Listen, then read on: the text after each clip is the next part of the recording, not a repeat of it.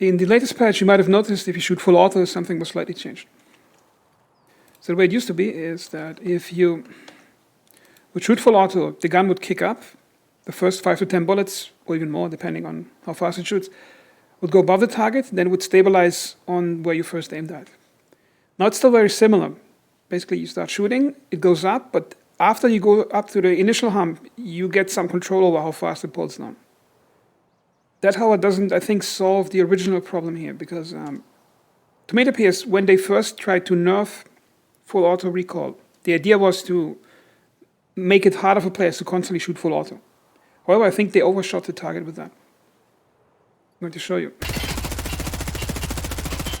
See, you can still get some control over the target, but is it really worth spending 30 rounds on that just to perhaps put enough rounds on a single player you're shooting at that distance, when you could just do this on semi-auto?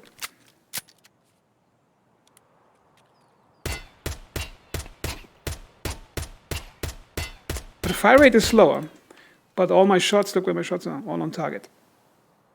So while the first 4 or 5 shots in full auto go above the target, hitting absolutely nothing, I already got 5 on target with semi-auto. And if you do hip fire, then you have a loss of accuracy, but yeah, it's still more useful in full auto. And I think that's the first problem, is that the game is trying to put too much skill into full auto recoil control, when they shouldn't be, because shooting a 5.56 in full auto in real life isn't that hard. Especially for somebody who's supposedly a trained elite PMC operator.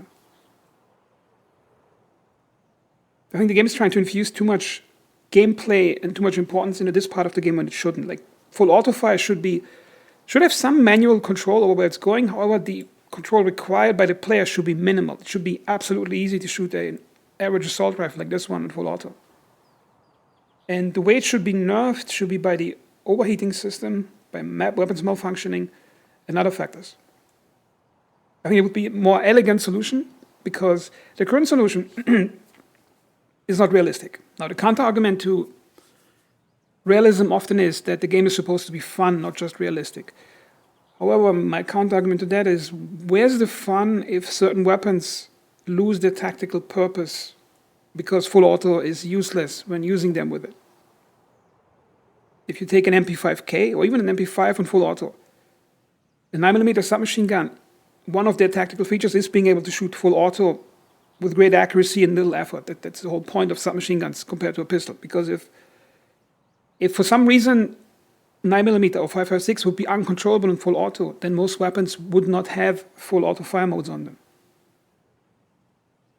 And while the full auto applications of a 5.56 in real combat is limited, it's not as limited as it is in Tarkov right now.